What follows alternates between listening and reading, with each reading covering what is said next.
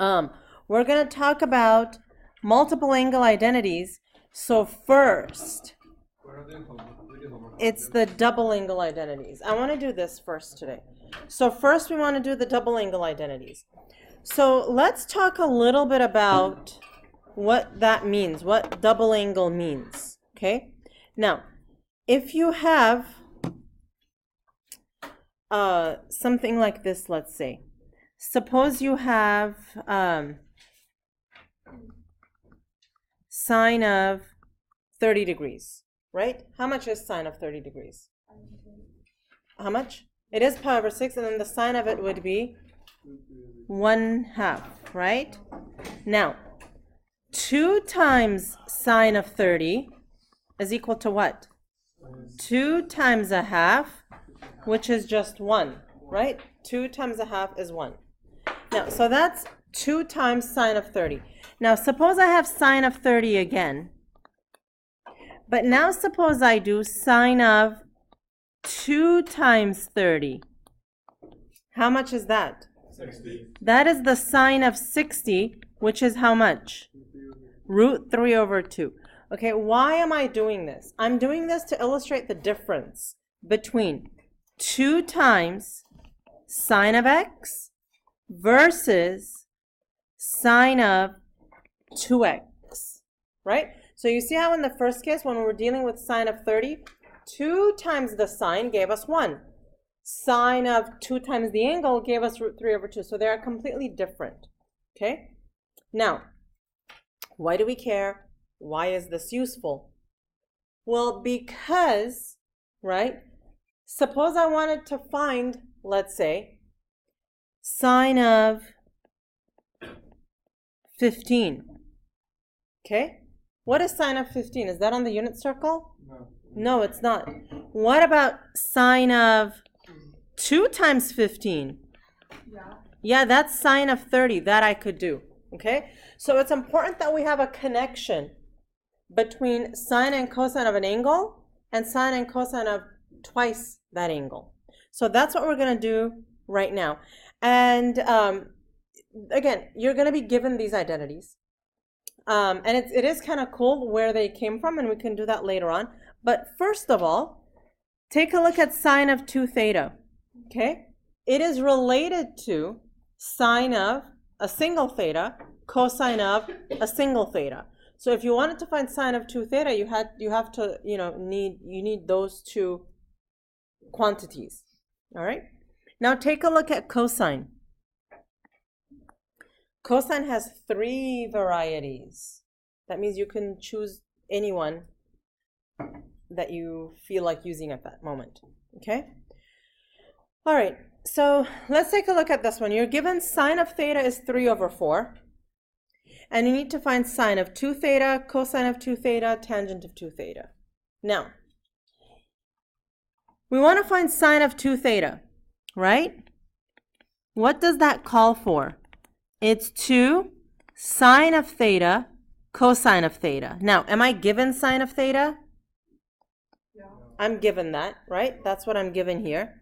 But I don't have cosine of theta, so I need to find cosine of theta. Now, we could use identities, or you could use triangles. It's up to you. Now that I've tested you on the identities, I no longer need to test you on them, so you're free to use whichever method you like, okay? So we're going to use identities here. We're going to use a triangle here. So here is an angle theta, the sine of which is 3 over 4. And now we just need to find that side. So 3 squared plus b squared is equal to 4 squared. Not quite. If it was 3, 4, 5, the sine would be 3 over 5. So don't let that fool you. Okay? The hypotenuse would be 5. So b squared is equal to 16 minus 9. B squared is equal to 5. B is equal to root 5. Okay? So B is equal to root 5. All right, what is the cosine then?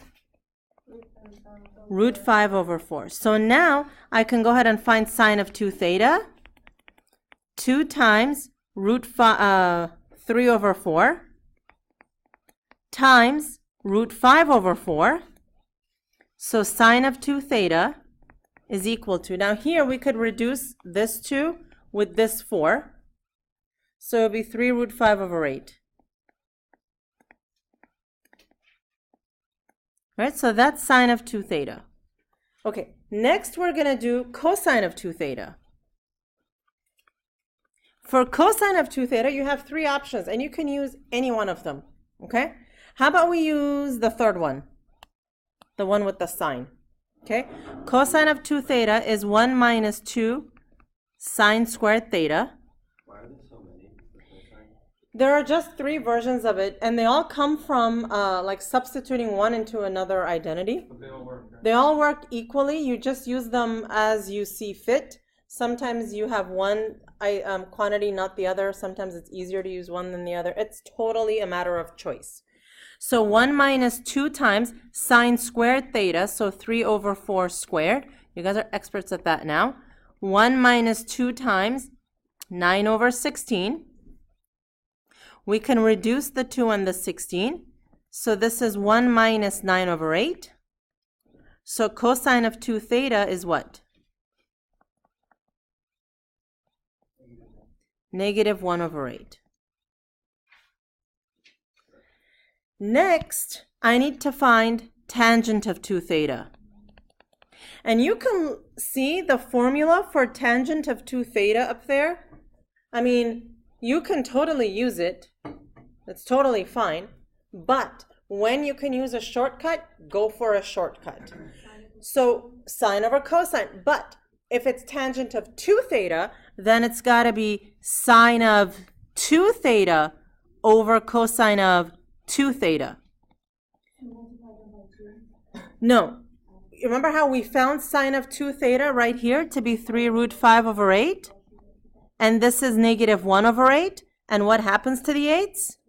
They go away. So tangent of 2 theta is negative 3 root 5.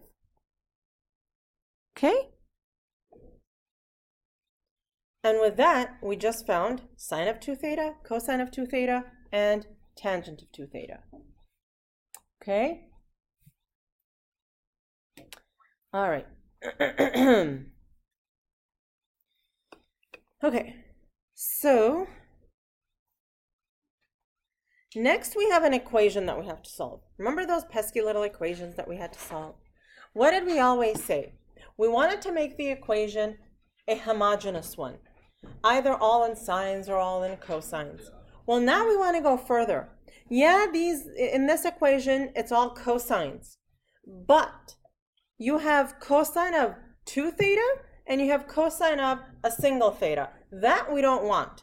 We want all of them to have the same type of angle, okay? So we want to convert to single angle, meaning no double angles.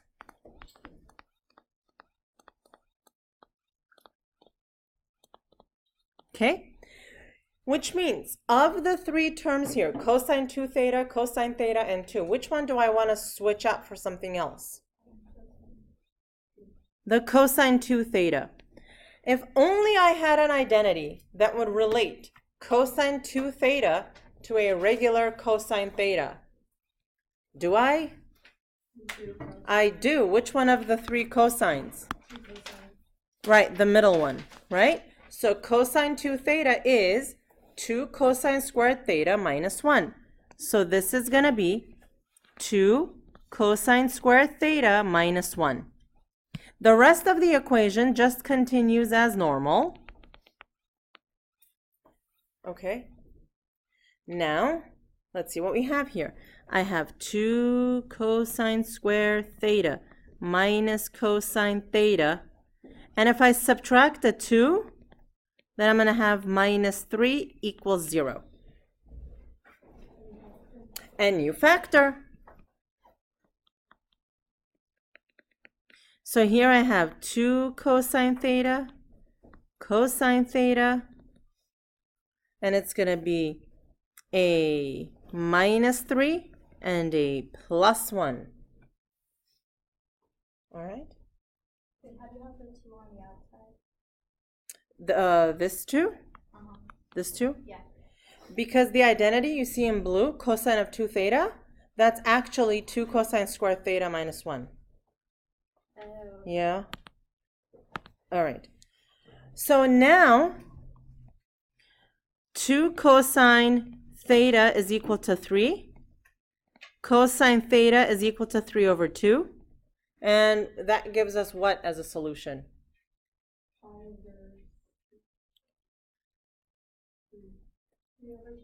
What's 3 over 2? How much is 3 over 2?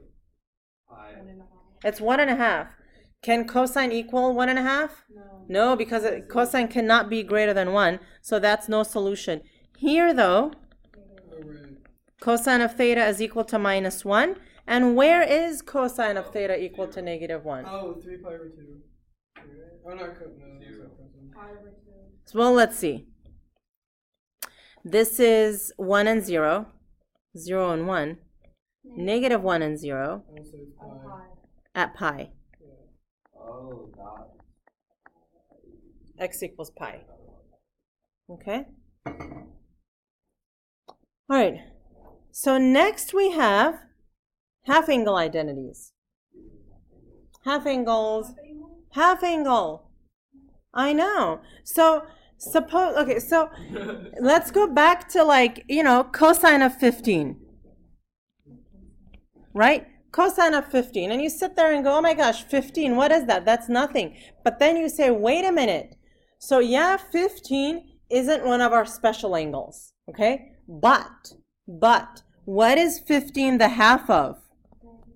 30. It's 30 over 2, right? It's the half of 30. So even though 15 isn't special on its own, it's like special by association, right? It's the half of 30. All right? So that's why we need our half angle identities. And oh my gosh, here's why I love these. There is more. Okay? So you have sine, cosine, and then this time tangent has 3 versions, which is fine. We're not going to let that bother us. Okay? No. So yeah. All of them. Okay? So now you see that these half angle identities are all about square roots. Okay? And I do know that it's been a while since we did square roots. So let's just take a little break from trig and do some algebra review. Okay. All right. So here, no, we are. Just for 2 minutes. So here, simplify, right? We wanna turn this into a common denominator. And I do this with my same shortcut. I have a whole number and a fraction. So the denominator is going to be the same as the first one. And then I do this, right? I multiply. 2 times 1 is 2 plus root 2. And that's it. No, I do times, then plus. So times diagonally plus across. All right? So let's do this next one. Who's going to help me out? Wait, doesn't it? That's it. You can't cancel anything out. So here the denominator, and it's 2 minus root 3. Thank you. Okay. What about this next one? Wait, how can you not cancel it out? You could only cancel out if you could reduce all 3 by the same number. There is no I. 1 minus 2. Basically, in the root, what can you combine? The 1 and the 3 into a 4 minus root 2. That's it. That's it. You can't do anything else. You can't take the square root of 4 because it is being added or subtracted to something else. So it's just the square root of 4 minus root 2. And it's fine. You can have roots within roots. You can have roots within roots within roots. Okay? Totally fine. Now, this next one, okay, take a look at this next one. We have a square root. Inside, I'm going to do a common denominator. So this is going to be 2 times 1 minus root 2. But technically, this is when you have in the square root, when you have a fraction, you can split up the root. So this is the square root of the top minus the square root of the bottom. And because I'm allowing you to not rationalize the denominator, you can leave it like that, and you're good. Now this next one, to make it a little bit more exciting, we're going to change this 2 to a 4. To make it more exciting. Okay? I'm changing the problem. I'm modifying the problem. So this is going to be the square root of, the denominator's 4, and what's the numerator? 4 plus root 3. Yeah.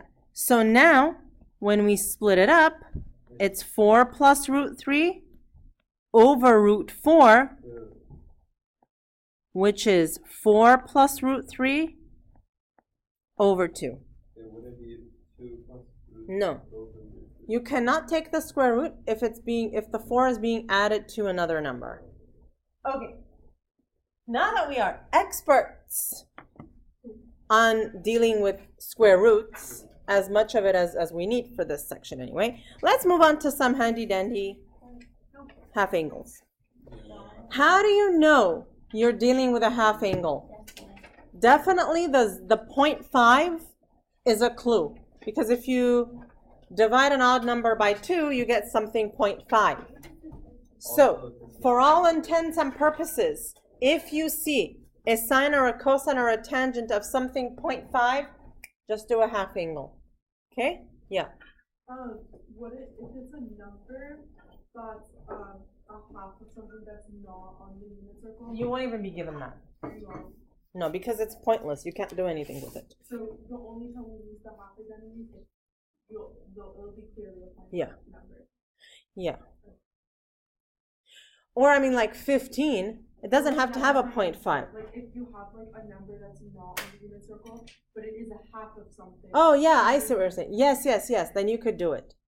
You could use a half angle for a 15, let's say. Oh, wait, so, Yeah, that was my question. Yeah. It doesn't have a 0.5, but it is half of it. Right, then you could still use it. Okay, so here's what we're going to do. First, we need to figure out what 22.5 is half of. 45. It's half of 45. So I rewrite this as 45 over 2.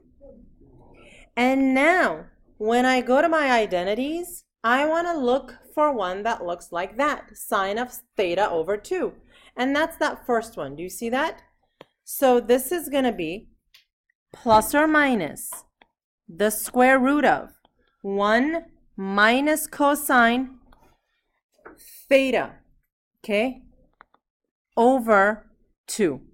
Now, this is going to be plus or minus the square root of 1 minus cosine.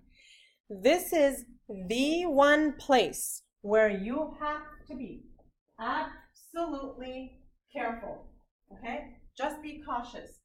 This theta here is this full angle, not the half angle, but the full angle. What? So this theta here is the 45, not the 22.5. How do you know? Well, I'm telling you. And also, I'll tell you how you know in 1 second. So now look. Basically right now, we're going to do the rest of this by hand, right? If that said 1 minus cosine 22.5, would you be able to do it by hand? No. But cosine of 45, you could. Okay? Now, the original angle, right? The original angle, 22.5, which quadrant is it in? The first. In that quadrant, is sign positive or negative? Positive. So here we take the positive. Okay? Do you want it in degrees or radians? Cosine. Either. It's going to simplify to half or root 2 over 2. It's part of the identity. Now, here, it's going to be 1 minus, what's cosine of 45? Root 2 over 2 over 2. And this is where we're going to use our knowledge of roots that we just did. So this is going to be the square root of, this is a 2. Okay, let's just do this top part. Okay, 2 times 1, 2 minus root 2 over 2. That's just the top part. Now, if you have a fraction divided by 2, what is that the same as? Times 1 over 2. Okay, so let's take a look at that again. You have the blue fraction divided by 2. That means the blue fraction times 1 over 2. The blue fraction times 1 over 2. Okay? And now, this is 2 minus root 2 all over what? 4. And when we split it up, it's 2 minus root 2 on top over 2 on the bottom. It would be root 4, which is 2. And this is why I love this stuff, is because the answer just gives you a root within a root. Huh? Okay, which part? Do a tangent. Rather than do a, I'll do a tangent. Let's do a tangent. So tangent of 112.5, what is that the half of? 225. Tangent of 225 over 2. Okay? Now, let's go to our identities. Okay? So which one of the identities do you want to use? Between the three? Call me crazy, but I don't want to do the root. Okay, let's do the middle one. Okay? So let's do the middle one. So that means tangent of 225 over 2 is equal to 1 minus cosine of theta, it says. So what number do I put in there? 225 over 2. Oh no, wait, I'm sorry. It's over sine of theta. So sine of 225. Okay? Now 1 minus, now I need the cosine of 225. All right, let's just see where 225 is. That would be right there. Okay? So the cosine is negative root 2 over 2. And the sine is also negative root 2 over 2. So now, on top, we're going to have 1 plus root 2 over 2. On the bottom, negative root 2 over 2. What can I do with that numerator? Not yet. First common denominator here. Common denominator, what am I going to get? 2 plus root 2 over 2. On the bottom I have negative root 2 over 2. Cancel the denominators. What am I left with? 2 plus root 2 over negative root 2. And that's just fine. That's fine. I don't know if I like this yet. Hmm? I don't know if I like this yet. Oh, you will. I don't know, because I like the other one better. I like the one like yesterday better. This one's just like... I feel you. Too much. Okay. There's just so many equations in this. I know there are. But what we do with them is a little bit simple. Okay. So, next, product to sum. Product to sum.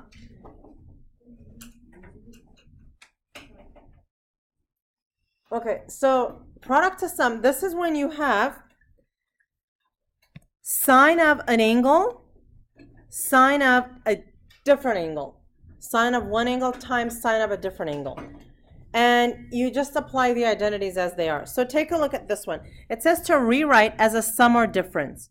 So if I were to label this 1, 2, 3, 4, okay? And it says to rewrite as a sum or difference. Look at what you have here. You have cosine times cosine. Times means product, and you want a sum. So you're going to go from product to sum. Therefore, you're going to use product to sum. So of these four, which one is this most like? Number 2. And we're just going to use that identity unit. So it's, alpha and beta, or A and B. Here, what is A and what is B?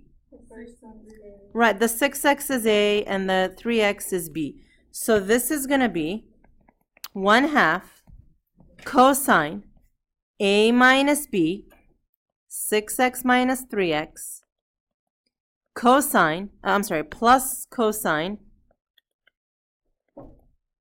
A plus B, 6x plus 3x. And, of course, there are brackets. So we simplify a little bit.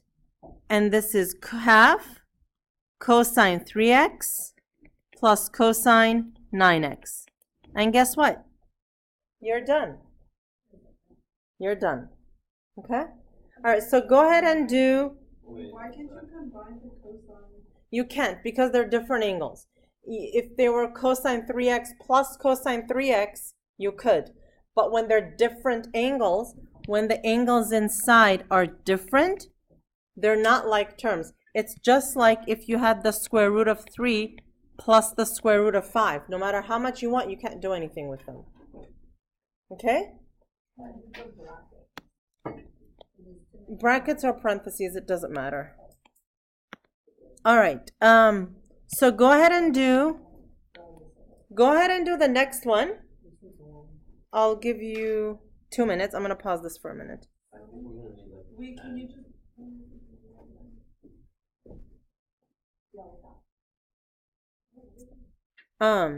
Which one is that like? Third one. Oh, sorry. Number 3. I saw.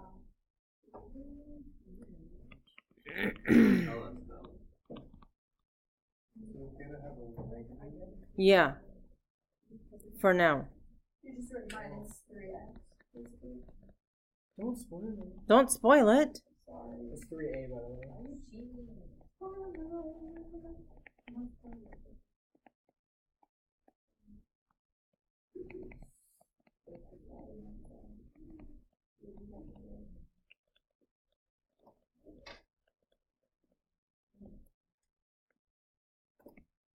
Is everybody here at this point? Don't you write A and B?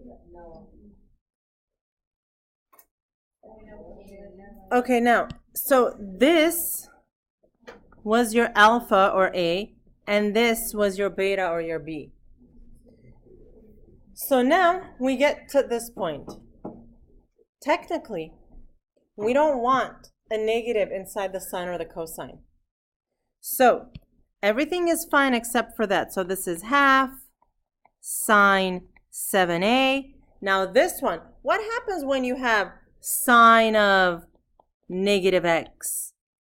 The negative comes out and you have negative sine x, right? So all you're going to do is pop out that negative, so it's going to be minus sine of 3a. Wait, should that be cosine? It says sine, No. right? That's the It original. says cosine of 5. Yeah, that's a problem. Where did Lauren go? Okay, You said we were using. Wait, can you go back for a sec? okay. Let me tell you guys something. Can you go down? What we have here is sine times cosine. We're using number 3, sine times cosine. It translates to sine plus sine. All right? So they're independent of what you start with. But here, the most important part is that if you have sine of a negative, the negative is going to pop out. What if you had cosine of negative x? What would that equal to? Not negative, just cosine of x. So remember, this goes back to 5.1 because cosine engulfs the negative. Sine doesn't. So with sine, yes and no. Okay? So this was our cofunction identities. These were the even and odd identities way back here. Okay? Here. right? When you have sine of negative theta, when you have sine of negative theta, the negative comes out. Cosine, the negative just goes away. Okay? Yeah. All right. Next.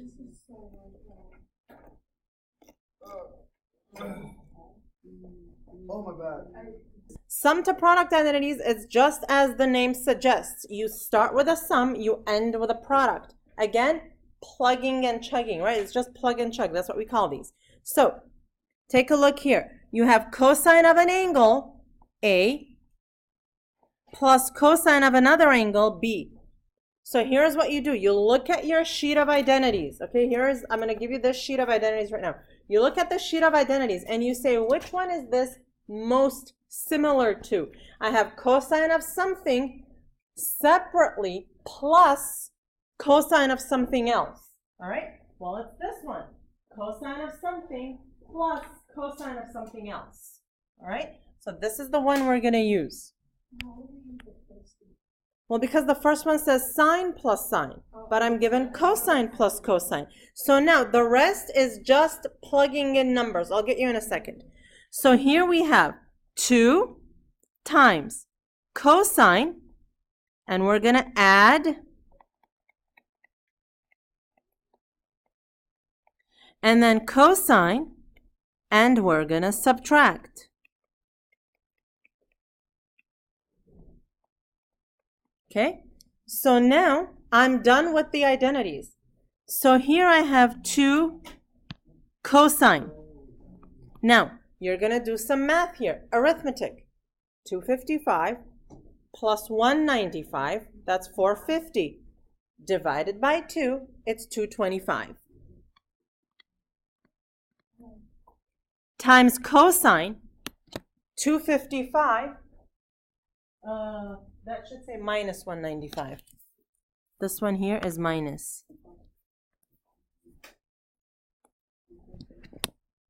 Okay. So what's 255 minus 195? 60 divided by 2 is 30. Now, 30. Now, this is 2 times. Cosine 225 is negative root 2 over 2. Cosine 30 is root 3 over 2. Now,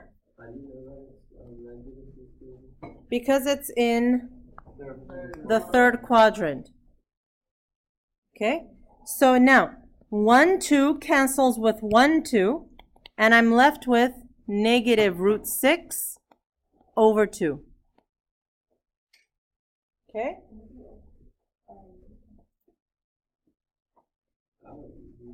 All right, so take a look at the next one. It's 3 times cosine times cosine. Now, I have cosine times cosine. Is that one of these identities up here? No. Is that one of these identities up here?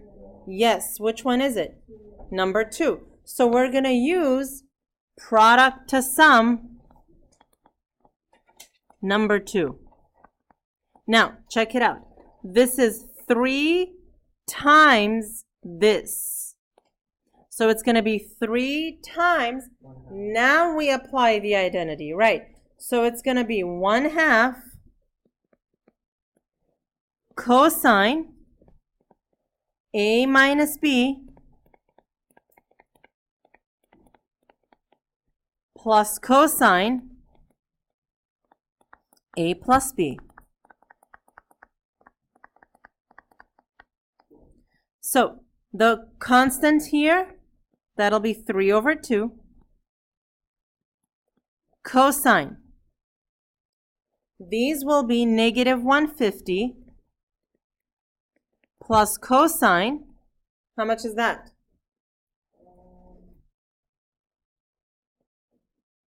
All right. What if you don't have a calculator? 187.5 plus 37.5.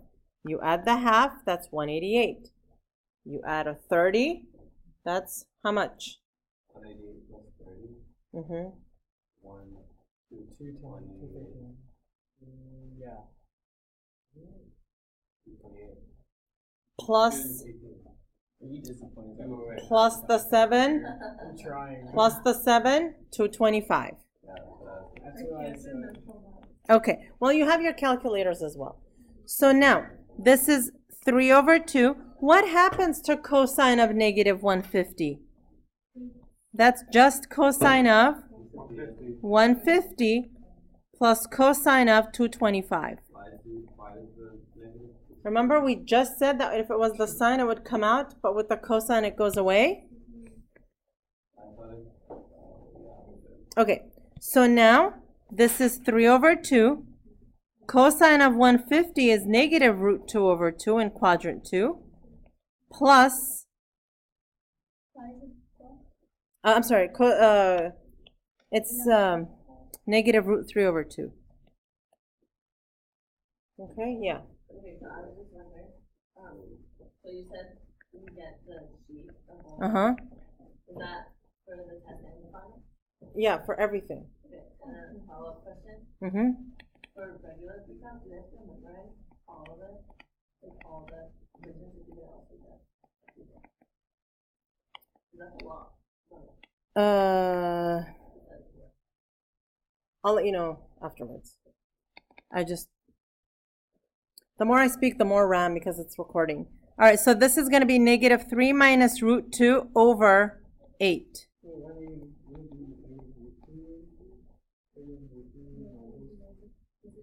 So there was a 3. Remember how there was a minus here and a minus there? Why did you cross out the? I have another question. It's going to be the last one.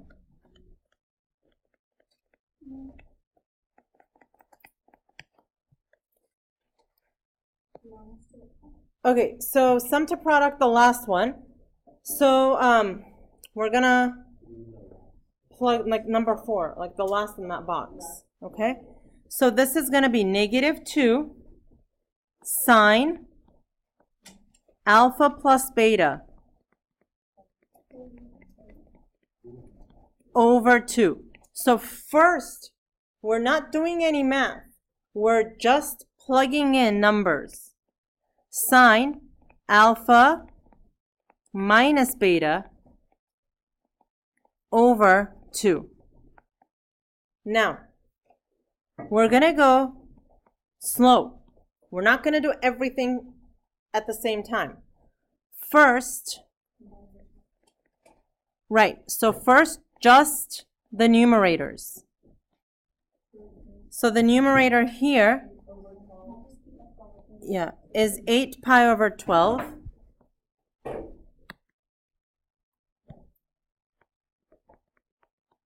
All right, you see how I do this? Like I put the skeleton in first, and then I fill in the stuff that I'm modifying so that I don't get lost in the middle. So here it's 6 pi over 12. Now, I simplify before I even do the fractions, right? So I'm going to simplify. And this is going to be negative 2 sine. Again, 8 pi over 12 is, if you divide by 4, 2 pi over 3 divided by 2. And then sine pi over 2 divided by 2. Now, a fraction divided by 2 is the same as the, no, you can't cancel it. A fraction divided by 2 is the fraction times 1 over 2. So this is going to be negative 2 sine 2 pi over 3. Look, it's the red fraction divided by 2, which means it's the fraction times 1 over 2. Okay? It is the reciprocal. So it's 2 pi over 3 divided by 2, right? Which is 2 pi over 3 times 1 over 2. Okay. And then sine pi over 2 times 1 over 2. So this is negative 2 sine. Now look here. 1, 2 canceled with 1, 2. So it's pi over 3. And then sine pi over 4. So now, this is negative 2 times. Sine of pi over 3 is root 3 over 2. Sine of pi over 4 is root 2 over 2. This 2 cancels with how many 2's on the bottom? 1. So it's finally negative root 6 over 2. Okay?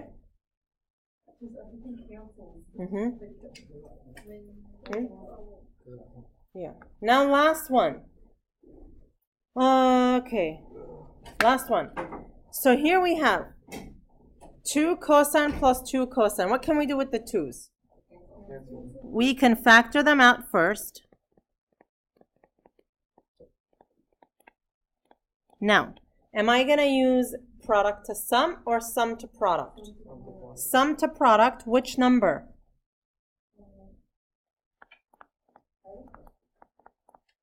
It's the third one. Yes. What if in the problem before you cancel out the two twos in the bracket? Then it wouldn't be correct. You can only cancel 1 on top with 1 on the bottom.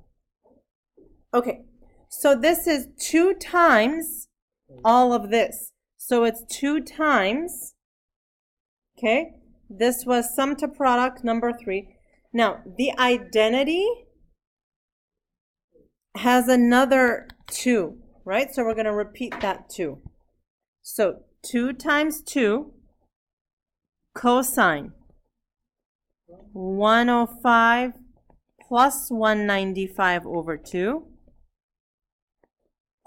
cosine 105 minus 195 over 2. Okay, so one more time. This problem has a 2 that comes with it. In addition, there is a 2 that comes from the identity. So there are 2's twice. So this is going to be 4 cosine 105 plus 195 is how much? 300 over 2 is 150.